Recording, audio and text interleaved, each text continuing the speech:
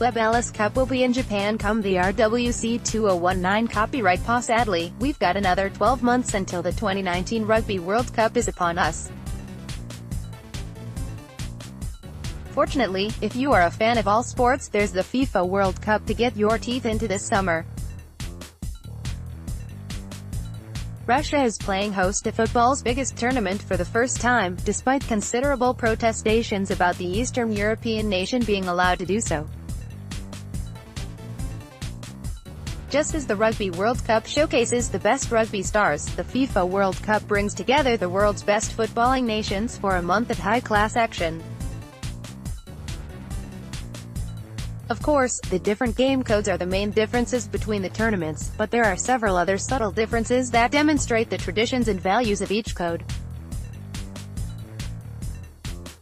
FIFA adopts a more inclusive qualifying process. The beauty of the FIFA World Cup is that even the most established footballing nations are at risk of being eliminated from the tournament in the qualification process. Only the host nation gets a bye into the World Cup finals, meaning the highest-ranked nations get exposed to many of the lower-ranked nations who see these countries as significant thorns in their respective qualifying groups. Unlike in football, the Rugby World Cup doesn't give the smaller, developing nations that exposure.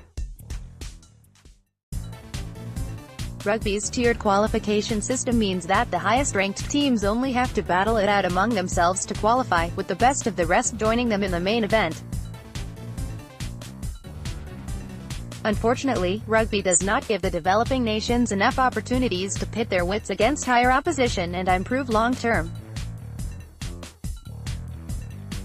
Fewer teams in the Rugby World Cup. The top 10 rugby nations are joined by another 10 qualifiers to make up a tournament of just 20 countries. By comparison, the FIFA World Cup has 32 entrants and there's even been talk of them extending that number further in future tournaments. On the flip side, there have been murmurings about the Rugby World Cup even reducing its numbers further still to 16 to maintain its competitiveness.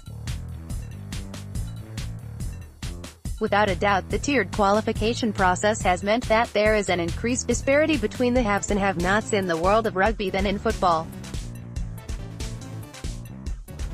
Different offline and online advertising campaigns. Another area in which the Rugby World Cup and FIFA World Cup differ is their advertising campaigns, as the two sports attract many different brands during the tournaments. The FIFA World Cup appeals more to brands that want to stand out as the best and focus firmly on the competition. The likes of Adidas and Nike feature prominently. And with the mounting excitement surrounding this summer's 2018 FIFA World Cup in Russia, there are even one of the largest prize giveaways for football fans online, with the £100 million challenge on offer to anyone capable of correctly predicting the outcome of every match played at the tournament. Meanwhile, the Rugby World Cup and the essence of rugby is about working and standing together. Subsequently, brands and sponsors of the Rugby World Cup tend to be more all-inclusive, age-wise, with Land Rover one of the most prominent sponsors of the last finals. What's great about both tournaments is that they have their own audiences.